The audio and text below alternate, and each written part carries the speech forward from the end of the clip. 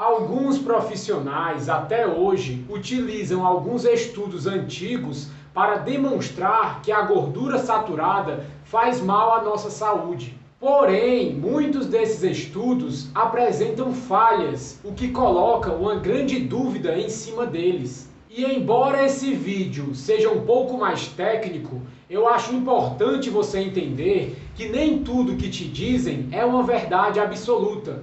Então relaxe, respire fundo, abra a sua mente e vamos começar.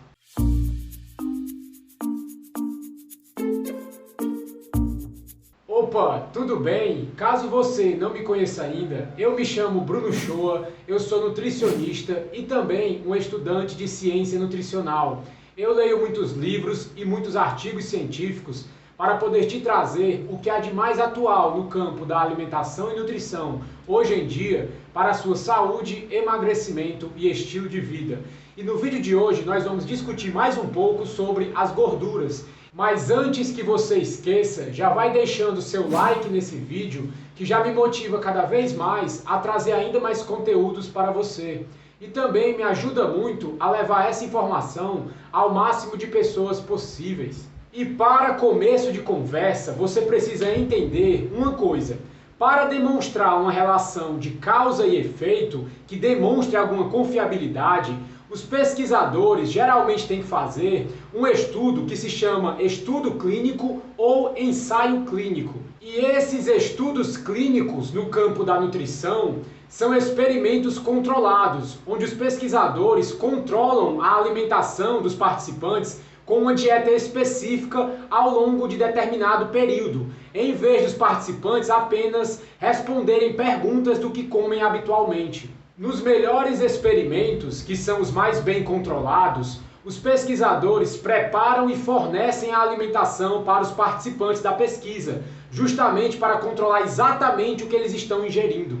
Às vezes, os participantes da pesquisa vão lanchar em uma lanchonete especial, preparada exatamente para eles, ou então, às vezes, os pesquisadores preparam as refeições e vão entregar na casa dos participantes. Porém, como vocês podem perceber, esse tipo de estudo é muito caro. E outros estudos que não são tão bem controlados, os pesquisadores apenas dizem aos participantes o que eles têm que comer e às vezes entregam um manual de dieta para eles levarem para casa. E o ideal é que as pessoas que estão fazendo essa dieta especial sejam comparadas com um grupo parecido, chamado de grupo controle, que é um grupo que não mudou nada na dieta. E dessa forma nós podemos isolar os efeitos que a mudança na dieta vai trazer. Por exemplo, se nós pegarmos uma população bastante grande e dividirmos em dois grupos, um vai ser o grupo de estudo, onde vai ser feita uma intervenção alimentar específica,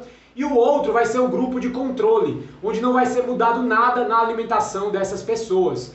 E esses dois grupos têm que ter características bastante semelhantes. Ou seja, as pessoas dos dois grupos precisam ter mais ou menos a mesma idade, a mesma tendência para fumar, a mesma tendência para fazer atividade física, dentre outros 1000 aspectos que talvez os pesquisadores nem tenham pensado. Dessa forma, o objetivo dos pesquisadores é fazer com que a única diferença entre esses dois grupos em um estudo clínico seja a intervenção por um medicamento ou por uma dieta. E o fato desse estudo ser feito com dois grupos tão idênticos, tão semelhantes, permite que qualquer diferença entre esses dois grupos seja atribuída à intervenção. E esse tipo de estudo é o melhor estudo no campo da ciência. Ele pode realmente demonstrar causa e efeito.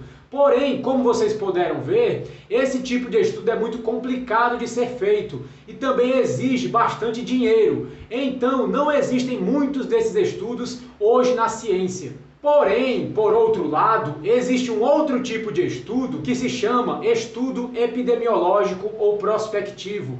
Esse tipo de estudo em específico não pode demonstrar causa e efeito, apenas levantar hipóteses. E é mais barato de ser feito, então existem vários deles no campo da ciência. E muitos profissionais utilizam eles como argumento, mas como eu afirmei, eles não podem demonstrar uma relação de causa e efeito, apenas levantar hipóteses. E um exemplo claro aqui, só para você entender melhor como funciona esse tipo de estudo epidemiológico, que só pode levantar hipóteses e não mostrar causa e efeito, eles podem pegar um país onde nesse país o consumo de gordura é baixo e eles apresentam uma baixa ocorrência de doença cardíaca e comparar com um outro país onde esse outro país tem um alto consumo de gordura e também tem altas taxas de doença cardíaca.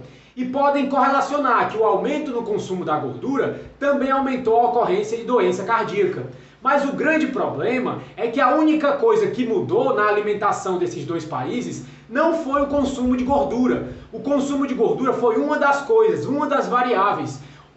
Geralmente também aumenta o consumo de açúcar, o consumo de massas, o consumo de cigarros, também fumaça de automóvel. Então, tudo isso pode estar relacionado. Não tem como você afirmar com certeza que foi a gordura, porque ela não é uma variável isolada.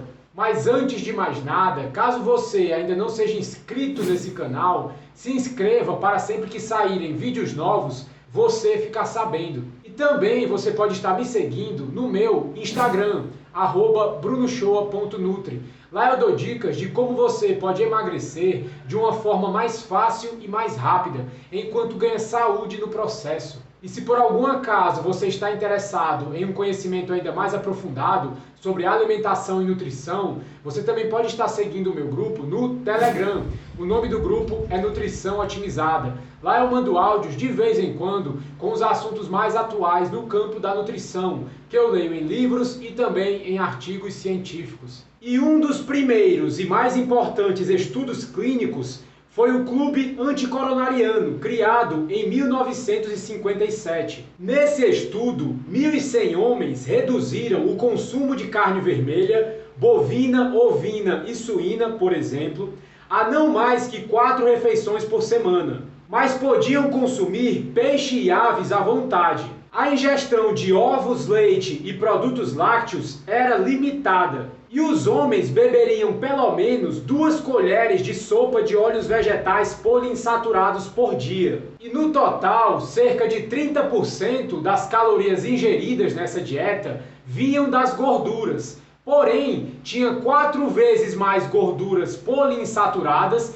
que vêm de óleos vegetais, do que gorduras saturadas, que vêm geralmente de carnes de animais. E eles também recrutaram um outro grupo para servir como grupo controle, onde eles não mudaram nada na alimentação desse grupo. E eles consumiam em média 40% das calorias vindas das gorduras, mas a alimentação desse grupo controle não foi registrada. Em 1962, quando começaram a sair os resultados do estudo, o New York Times noticiou: dieta é ligada à diminuição no número de infartos. E de acordo com os resultados desse estudo, os homens que persistiram nessa dieta, além de perderem peso, viram seus níveis de colesterol e de pressão sanguínea diminuírem. O risco desses homens sofrerem um ataque cardíaco realmente parecia estar diminuindo, e isso realmente parecia condenar a gordura saturada. Porém, 10 anos depois de ter se iniciado esse estudo, os pesquisadores começaram a constatar resultados bastante incomuns. Eles viram que 26 pessoas do grupo da dieta que teve a intervenção morreram durante o estudo,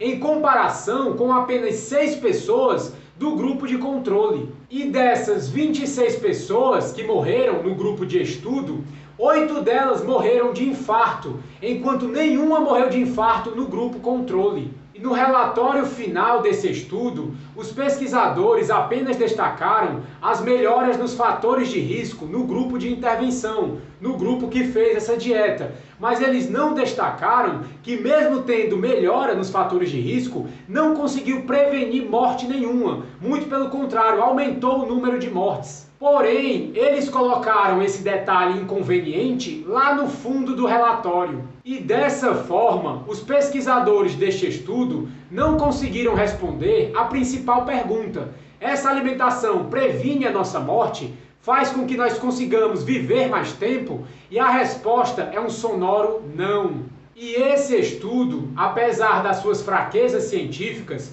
virou um dos pilares para sustentar a ideia de que uma dieta baixa em gordura saturada vai prevenir que nós tenhamos doença cardíaca. Outro estudo é o experimento dos veteranos de Los Angeles, feito com quase 850 homens idosos que residiam num lar da Secretaria dos Veteranos na década de 1960. Durante 6 anos, eles mantiveram metade desses homens idosos sob uma dieta onde o óleo de milho, óleo de soja, óleo de açafroa e óleo de semente de algodão substituía as gorduras saturadas em alimentos como manteiga, queijos, sorvete e também o leite. E a outra metade não foi modificado nada, serviu como grupo de controle, continuou comendo os alimentos normais com gordura saturada. E um dos resultados que eles obtiveram é que o colesterol médio no grupo que teve a intervenção alimentar diminuiu 13% em relação ao grupo controle, que não mudou nada na alimentação. E o mais impressionante é que durante esse estudo, apenas 48 participantes do grupo onde teve a intervenção morreram de doença cardíaca, de infarto, em comparação com 70 que morreram de infarto no grupo controle. E essa notícia poderia até ser boa, se não fosse por um detalhe: o índice de morte por todas as causas era igual nos dois grupos. E ainda havia um dado mais preocupante: 31 pessoas no grupo de intervenção morreram de câncer, em comparação com apenas 17 com o grupo controle. E só para vocês terem uma ideia, uma dieta alta em óleos vegetais é uma realidade muito nova e desconhecida para nós, porque esses óleos vegetais só começaram a ser comercializados como alimento lá por volta de 1920. Antes disso, nós basicamente não consumíamos isso em grande quantidade. E se nós pararmos para pensar um pouco, a curva do aumento do consumo de óleos vegetais coincide exatamente com a curva do aumento de doenças cardíacas no começo do século XX. Mas é claro, isso é apenas uma correlação, não tem como demonstrar causa e efeito, porém já é uma coisa para nós ficarmos de olho e que foi ignorado naquele tempo. Mas alguns pesquisadores europeus foram mais céticos em relação a esse estudo e também citaram algumas falhas, como por exemplo o número de pessoas fumantes no grupo controle ser o dobro do número de fumantes no grupo de intervenção. Mas o pesquisador que fez esse estudo na época afirmou que o fato deles fumarem ou não causaria nenhum efeito adverso. E outra falha é que no grupo que teve a intervenção alimentar, eles só faziam metade das refeições no hospital. Não se sabia o que eles comiam fora do hospital, que era a outra metade da alimentação deles. E o pior problema desse estudo era que a população estudada era um alvo em movimento. E dessa forma, com as altas e internações ao longo dos anos, metade da composição de cada grupo acabou se modificando. E com essas mudanças de população, de pacientes que tinham alta ou eram internados,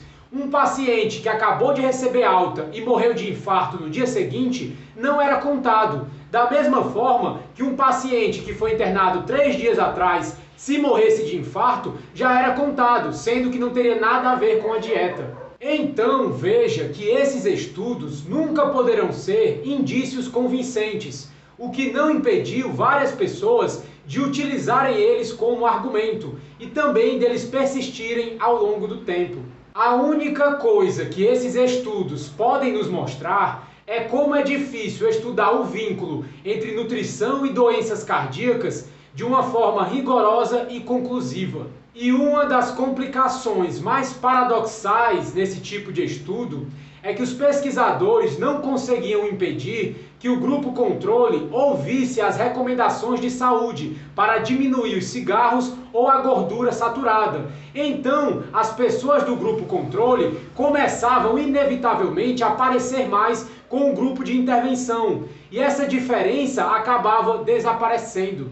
E diferente de um estudo feito com atividade física, que nós podemos ver quem fez atividade física e quem não fez, Um estudo com a alimentação é mais complicado. Nós não podemos ver quem comeu e quem não comeu. Toda vez que um tipo de alimento é retirado, outro tem que ser colocado no seu local. Então, por exemplo, se nós retirarmos gordura saturada de uma determinada dieta, tem que ser colocada alguma coisa para compensar isso. Poderia ser óleo de soja, poderia ser carboidrato, mas algo tem que entrar. Então, toda vez que nós fazemos um estudo em cima da nossa dieta, 2 estudos são feitos. Um estudo do que nós colocamos na alimentação e do que nós tiramos da alimentação. E para saber qual deles fez o efeito que nós conseguimos, é muito difícil. Tem que ser feitos ensaios múltiplos, com diversas substituições. E isso, em geral, é muito caro. E eu acho muito estranho e quase incompreensível que os cientistas naquele tempo não tenham questionado a ideia de que um alimento artificial e completamente novo na nossa alimentação seria a solução para devolver a saúde para toda a população. Como é que uma dieta saudável vai depender de alimentos, entre aspas, totalmente artificiais que foram inventados há pouco tempo, como por exemplo, leite de soja? E é verdade que se você consumir óleos vegetais, isso vai diminuir o colesterol do seu sangue, mas isso é apenas um dos efeitos dos óleos vegetais. Eles parecem ter vários efeitos e nem todos são benéficos. E na verdade não existe nenhum registro de população humana que tenha sobrevivido utilizando óleos vegetais como sua fonte principal de gordura. E o caso de sucesso de hoje é um dos meus pacientes, o Alexandre Soares. Ele conseguiu perder 7,3 quilos em apenas 30 dias. Parabéns, Alexandre! Bem, pessoal, mas por enquanto é isso. Eu espero que esse vídeo tenha te ajudado de alguma forma, tenha aberto seus olhos sobre esse conceito antigo de consumir óleos vegetais ou margarinas para melhorar a nossa saúde ou diminuir o nosso colesterol. Isso não faz nenhum sentido hoje, certo? Mas eu vou ficando por aqui. A gente se vê no próximo vídeo. Um abraço e tchau!